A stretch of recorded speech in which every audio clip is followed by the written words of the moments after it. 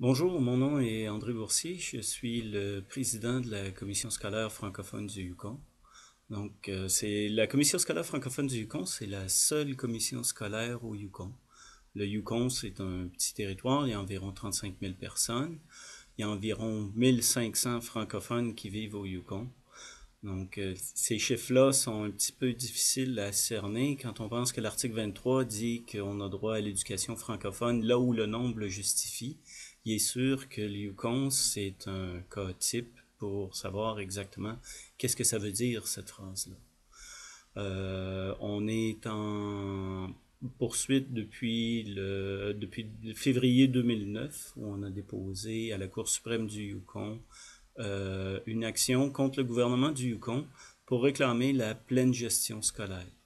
La pleine gestion scolaire, pour notre commission scolaire, ça veut dire la gestion du personnel, la gestion des programmes, la gestion des immeubles et la gestion financière. Ces quatre choses-là sont des acquis dans la plupart des provinces au Canada parce que ça fonctionne avec des commissions scolaires.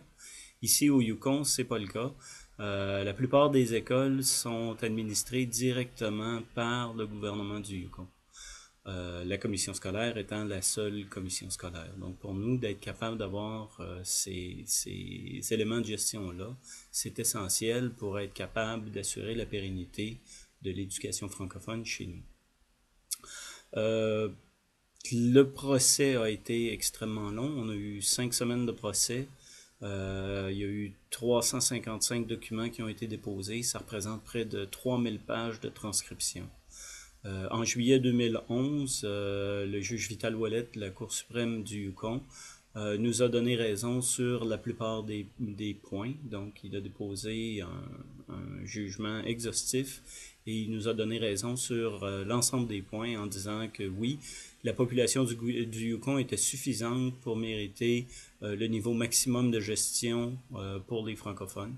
Donc à ce moment-là, il était tout à fait normal qu'on assume tous les éléments de gestion qui sont décrits, que j'ai décrits plus haut. Le gouvernement du Yukon a décidé d'aller en appel de cette décision-là. Donc on va aller en appel au mois de mars 2012. Ça va être la cour d'appel du Yukon qui va entendre la cause. Donc on est très confiant d'avoir un dossier extrêmement solide.